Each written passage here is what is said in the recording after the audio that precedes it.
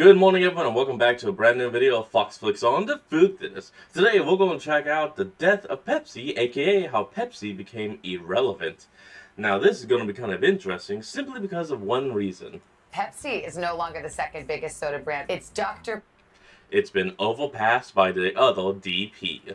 Let's hop in. Pepper. Dr. Pepper has now reached silver medal status. Dr. Pepper now overtaking Pepsi. Pepsi is no longer the second biggest soda brand. Dr. Pepper has moved into second place. For the first time in 30 years, Dr. Pepper has nabbed the silver, and Pepsi is no longer the second best-selling soda in the country. But while everyone is congratulating the doctor on the massive accomplishment, there's something else happening that'll change the soda game forever. The end of Pepsi.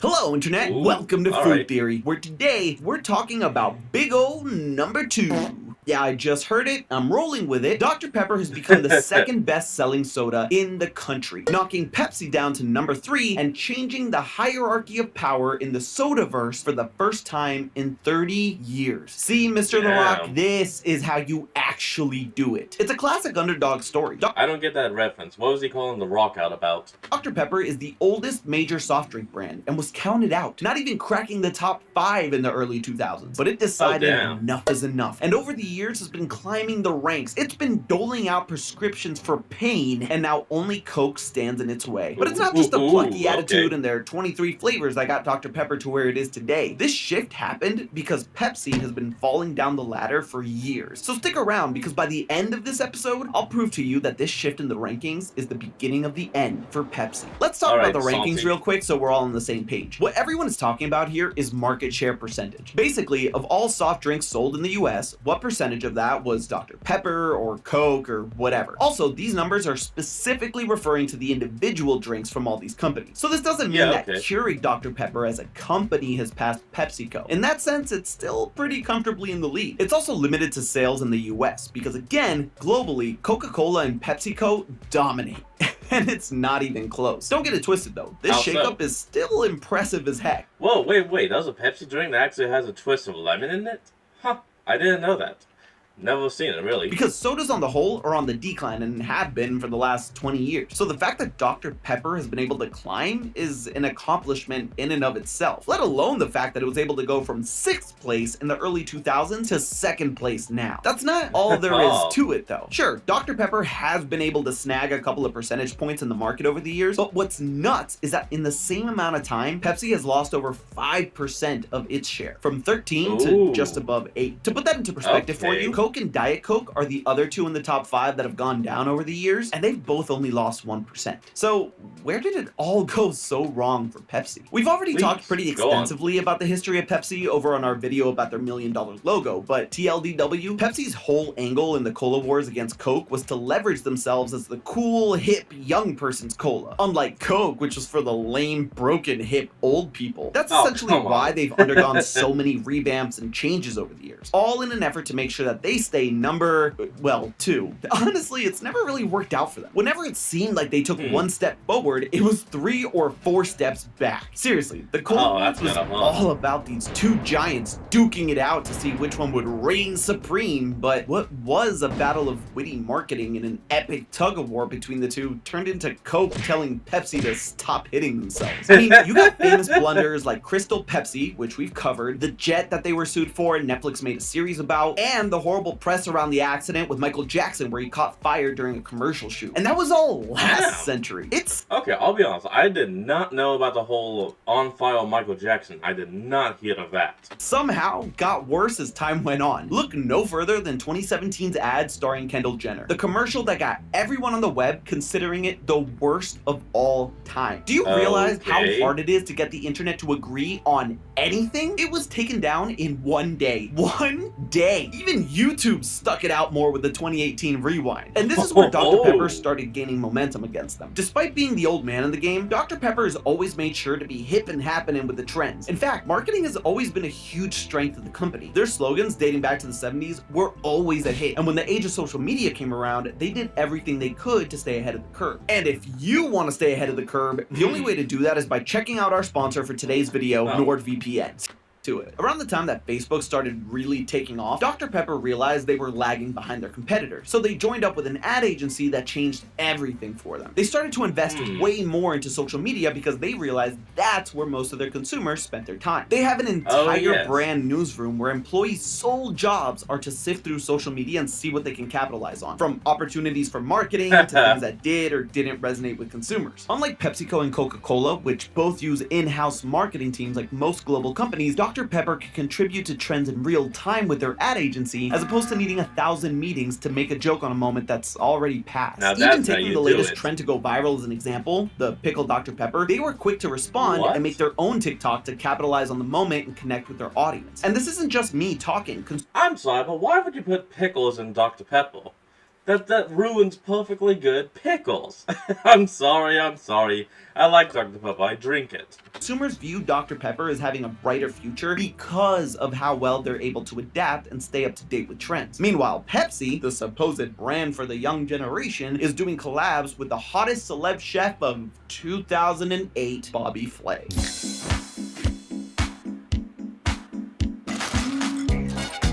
Please make it stop. And it's not only their collabs that have drawn massive question marks, it's their flavors too. Pepsi's knack for making the weirdest flavors Hold on. Maple syrup Pepsi, Pepsi File, Pepsi Pips, and Pepsi Blue.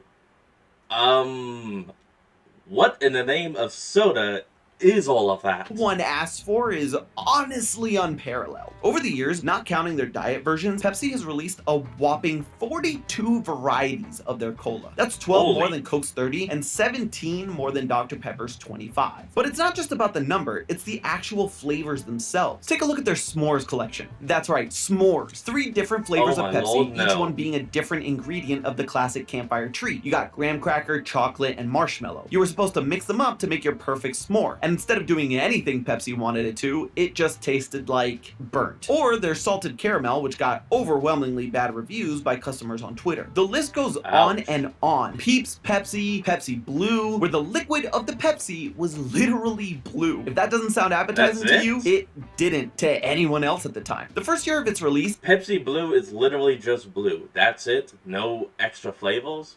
No, hold on, it says right there, berry-flavored cola. It sold all right while people's curiosities got the better of them, but sales plummeted, and it became one of Pepsi's biggest flops. Their problem is they throw everything at the wall to see what sticks without thinking about why they're doing it. Despite centering their whole identity around the younger generation, their flavors come across completely tone-deaf to what their audience actually wants. This is where Dr. Pepper and Coke succeeded, and yet again, where Pepsi failed. Take the Coca-Cola creations as an example of how to do it right. When they launched in 2022, the mission of these creations was to use technology and pop culture to rope in an audience that's fallen off the sugary soda craze. They let people make AR emojis, used artists from this decade like Marshmello and Rosalia, and even gave them a taste of what experience points in games taste like. Granted, it was League of Legends XP, so it was a bit salty, but clearly it worked for them because it generated $100 million in their first year. Dr. Pepper has been one-upping everyone with their flavors. Their newest one, Strawberries and Cream, made them over $300 million in sales last year. But more than sales, it's where those sales are coming from. The flavor was a collaboration with rapper Young Gravy. Coming from the SoundCloud era of the genre, Mr. Gravy is a social media hit with Gen Z. The TikTok announcing the collab got over 25 million views, and the flavor itself spread like wildfire. We're doing the new Dr. Pepper Strawberries and Cream because it's just good by itself. Today we're trying Dr. Pepper Strawberries and Cream. That seems to be a strawberry cream cake. Both Coca-Cola and Dr. Pepper went into it with a clear understanding of the audience they wanted to reach. They knew how to appeal to them, and the sales reflected it. All of this while Pepsi was spending $1 million to make their new logo look like their old one. Really, what this boils down to is brand identity. Coke and Dr. Pepper haven't needed to switch up their look because they've zeroed in on who they're selling to. Coke is so far in the lead when it comes to this race, it's more drink us or don't, your loss, while Dr. Pepper has built their marketing around their drink. It's all about their unique and and versatile 23 flavors, so they sell themselves as just that, a unique experience. You could treat Dr. Pepper like the frat guy in college. It's always like telling people to chug, chug, chug at every frat party until they black out.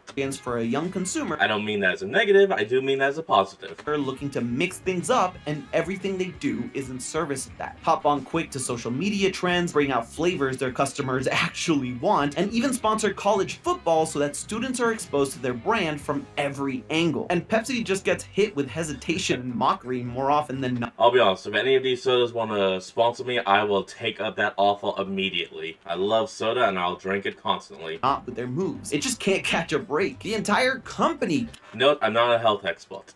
Can't catch a break. This entire time, we've been talking about Pepsi Cola, but all of PepsiCo's beverages have been taking a beating too. Gatorade, for example, has been the dominant brand in the sports drink field for, well, ever. But now, Prime is starting to catch up and take over more of the market. This year, it topped Gatorade as Walmart's most sold hydration drink. Even though Gatorade is still comfortably in the lead, it's starting to feel the pressure of actual competition. And speaking of competition, it'll get even stiffer when Lionel Messi, the soccer god, releases his sports drink later this year. Rockstar, Pepsi's energy drink, has also been seeing decline. Even Celsius, Pepsi's ticket into the healthy energy drink market, exploded on the scene, but is cooling off quick after only 2 years. Every major drink that they make has seen better days. And if it seems like Pepsi stopped trying, it's because it has. Despite the beverages being on the downswing, remember that PepsiCo still remains number 2 behind Coca-Cola. But that has less to do with the Pepsi and more to do with the Co. See, the other half of the company is in the food business, and it's called Frito-Lay. Yeah, pretty much every single chip, dip, cracker, or pretzel you've had is owned by PepsiCo. Their beverages still make up 42% of their revenue, but the rest, that comes from Frito-Lay. It's the most profitable division of the... So while PepsiCo is failing in the world of the drink, they're succeeding in the world of the snack.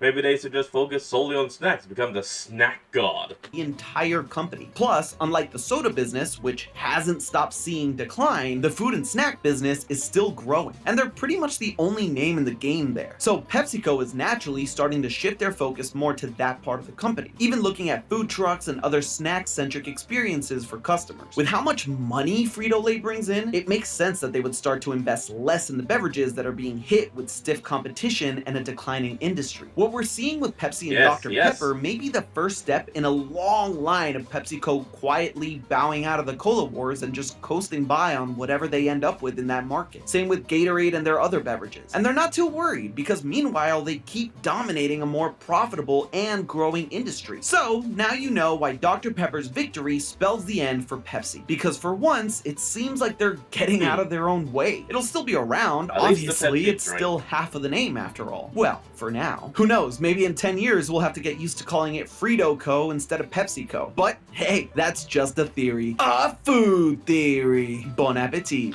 If you like this video... Honestly, I do have to say, this is actually kind of a nice one to see. And it actually does help bring to light the whole soda industry and all that. Because, you know, a whole lot of us don't really have like knowledge about what's going on in that world because of how big it is. I mean, also, I didn't even know that PepsiCo was the parent company of the Frito-Lay company. But hey, now that we know that, all I gotta say to your Pepsi is you've done what you can with drinks, but you need to focus on your snacks.